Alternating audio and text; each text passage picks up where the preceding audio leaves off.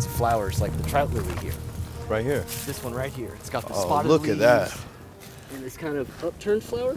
It's That's one of the first beautiful. wildflowers that'll come out this time of year. That's in the beautiful. Appalachians. Look at that yellow on that. And just a few weeks ago, you wouldn't have seen anything but just a few of these spotted leaves, kind of like we passed on the way up here. You couldn't tell there was going to be a flower there. Right. Until you come back a week or two later, and you've got this entirely new view. Look at that pop of color. A lot of people want to pick flowers along the way, and while that can be a very romantic gesture to a mother or a girlfriend or a husband or whatever, it is best to leave it for everyone else. Gotcha.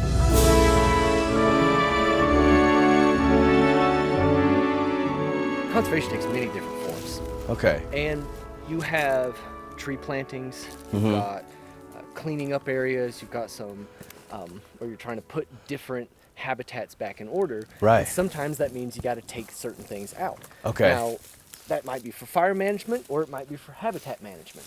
Behind us here, you see where all these trees have been cut down and laid down. Right. It's very indicative of what can be done to open up areas for, to encourage open areas, to encourage different bird species, such as the golden winged warbler, which requires an open area with a little bit of a fragmented shrub layer. Okay. When you balance the habitat, you don't just make that one spot healthy. You give certain species that can exist there the opportunity to go to other similar habitats or to interact with other species from other habitats. Okay. So having one homogeneous habitat can be great for some things, but it's not generally great for the ecosystem as a whole. So you go in to actively manage the land, which might mean cutting trees, it might mean planting trees, it might mean pulling out entire underlayers and then replacing it with something else. It's a whole process that requires a lot of people and a lot of volunteers and just really people to know that it's being done. But as we hike our way up this mountain, you'll start to see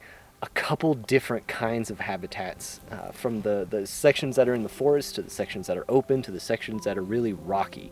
And they each kind of have something very special to just those areas, but they all work together to create a healthy Roan Highland. That's awesome.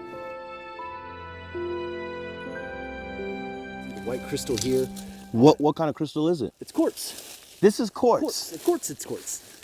Of course, it's It's quartz. silicon dioxide. Not only is it the most abundant mineral on Earth, but it is one of the main components of these southern Appalachian mountains. The most useful thing that quartz has, now not this quartz, but some other quartz, is the reason your phone works, the reason these cameras work, the reason GPS works, is the semiconductors in chips is made of silicon dioxide or quartz. Oh my God. And there's even some places in the southern Appalachians where that quartz is so pure that that is the standard that is used for the best equipment.